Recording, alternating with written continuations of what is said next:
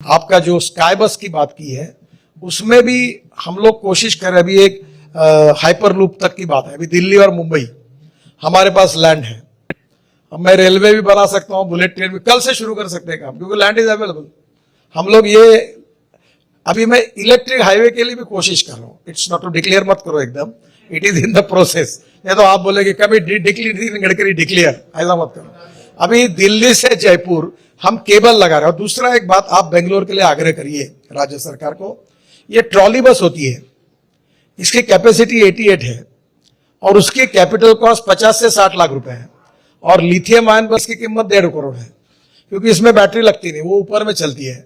उसमें comfortable trolley बस अगर बंगलोर में शुरू हो जाएगी तो जो कार में जाता है वो बस में जाएगा, लैपटॉप वगैरह लगा के सो के जाएगा अपने आईटी ऑफिस में।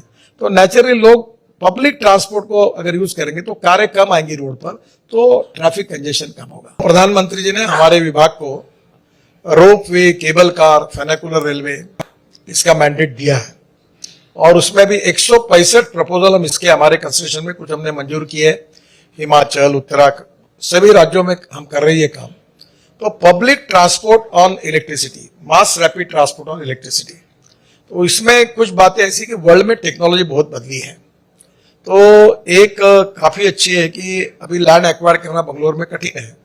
तो मैंने ऐसा सुझाव दिया कि वर्ल्ड में, फिलीपाइंस में, बाकी अनेक देशों में हवा में चलने वाली स्काई बस उपयोग में लाई है। उसमें 200-200 लोग बैठते हैं और हवा में जाती है, स्काई बस इन एयर। तो उसके बारे में आज ही मैंने हमारे एनएचआई में जो हमारी काम लोग इस पे काम करते हैं उनको कहा था कि वर्ल्ड के एक्सपर्ट से एक बार बंगलोर के लोगों का, बंगलोर की स्थिति का अध्ययन करके एक कर लो और उसके बाद ये इस प्रकार का कोई सॉल्यूशन पब्लिक ट्रांसपोर्ट में हम बंगलोर को दे सकते हैं क्या, तो हम इसको फाइनेंशियली सपोर्ट कर सकते हैं। और ये हमारे डिपार्टमेंट का ही मैंडेट है। तो आज मुख्यमंत्री जी ने भी इस पर काफी बातों की चर्चा हमारी डिटेल में हुई है।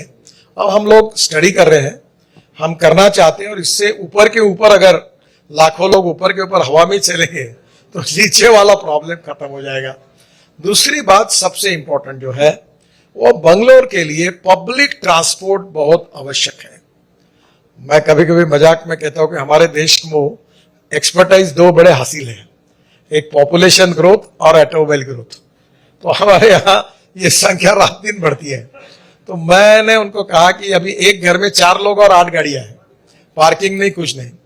तो अभी धीरे धीरे हम ऐसा बनाए। तो अभी मुंबई में मैंने double decker electric bus launch किया। फिर हमने अभी एक ट्रॉली बस की कल्पना है। क्या है कि ये जो इलेक्ट्रिक बस है इसमें लिथियम आयन बैटरी लगती है। तो अभी हम उसमें ये ट्रॉली बस है ना, 88 लोगों की कैपेसिटी, और जैसे हमारे इसमें बिजनेस क्लास होता है हवाई जहाज में, वैसा उतना अच्छा कंफर्ट देकर लोग बस में लैपटॉप लेकर बैठेंगे, अपना काम करेंगे और आराम से जाएंगे। तो मुंबई में ऐसी एक स्कीम उन्होंने तैयार की कि मोबाइल फोन पर वो बस निकली है, वो जब स्टॉप पे आएगी कितने बजे आ रही है तो वो अपना टिकट उसमें बुक करेंगे, सीट रिजर्व करेंगे। ऐसे प्रपोजल अलग अलग प्रकार के हैं। और पहली बात तो ऐसी कि मैं इसके बारे में एकदम अधिकृत कुछ बताऊं। आज ही मैंने प्रकाश गौड़ करके हमारी जो कंपनियां हैं मैडम के अंडर काम करते हैं, उनको ये कहा कि ये काम इंडियन कंसल्टेंसी नहीं होगा। और इसमें वर्ल्ड में 2 कंपनियां हैं, डॉफलमेयर और प्यूमा, जो ज्यादातर काम कर चुकी है। डॉफलमेयर है ऑस्ट्रिया से, प्यूमा है फ्रांस से।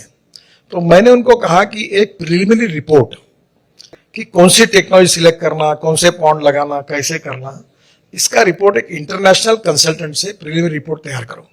मैं 3 महीने के अंदर ये रिपोर्ट तैयार करके मुख्यमंत्री को हम प्रेजेंट करेंगे और उनकी अनुमति से फिर ये प्रपोजल तय करेंगे।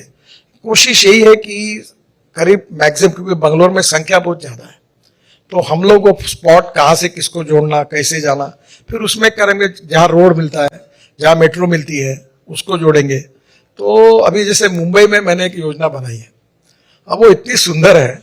मैं शिपिंग मंत्री था तब, मुंबई में नया एयरपोर्ट बन रहा है। तो मैंने ये कहा कि मैक्सिमम 13 to 70 मिनट्स मुंबई का कोई भी आदमी नए एयरपोर्ट पे पहुंचेगा। आप कभी इटली में, वेनिस में गए होंगे, जहाँ होटल से उतरकर पानी से एयरपोर्ट जाते हैं। तो मुंबई में वो आज हाइवरक्राफ्ट यहाँ था प्रदर्शन में, अगर होगा तो देख लो आप। तो मैंने ऑलरेडी रिपोर्ट बनाया, उसके लिए मैंने जेटीज मंजूर कर दी। और अभी बेस्ट को, मुख्यमंत्री और मैं बेस्ट के कार्यक्रम में था, तो मैंने उनको कहा कि मुंबई की किसी भी दिशा से जिसको एयरपोर्ट जाना हो 13 से 17 मिनट जाएगा। तो मैंने अलीबाग टू मुंबई में एक बीपीटी में एक रोरो रोपैक्स शुरू किया है, ब्रह्मपुत्रा में 9 शुरू किए हैं, गंगा में भी है। वो क्या है कि आपकी ट्रक, आपकी बस और आपकी गाड़ी आप जहाज के अंदर डाल देते हो।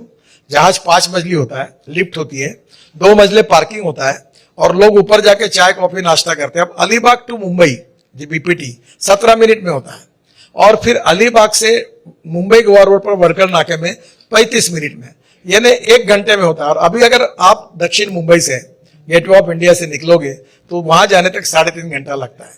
तो लोग क्या कर रहे हैं, अब गाड़ा डाल रहे, दिन भर चालू, आप मुंबई जाके एक बार इसका आनंद करो।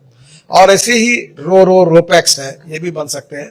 तो धीरे धीरे अलग अलग प्रकार के मोड है। अभी ये कि 5 साल के अंदर हमारे देश में 1.5 लाख बसेस है। तो मैंने सब ट्रांसपोर्ट मंत्रियों को आह्वान किया कि 5 साल के अंदर हमारे देश में 5 लाख बसें होंगी और पूरी इलेक्ट्रिक पर होगी या अल्टरनेटिव फ्यूल, डीजल पर कोई नहीं होगा।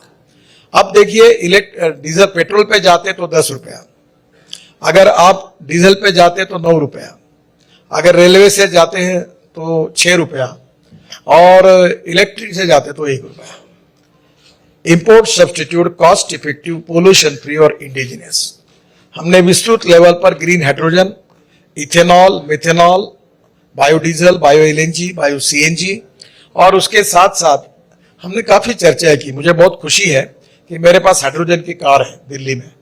आप एक चक्कर मारोगे तो ऐसी कंफर्टेबल कार है, कोई भी कार से बहुत अच्छी है। ना धुआं निकलता है, ना पानी गिरता है, ना आवाज होता है। और ये पानी से हाइड्रोजन ऑक्सीजन अलग करके बंगलोर की कंपनी इलेक्ट्रोलाइजर बनाती है और धीरे धीरे हमारा किसान अन्नदाता के बजाय ऊर्जादाता बने। ये अपना मैं अनेक सालों से इस पे काम कर रहा हूं और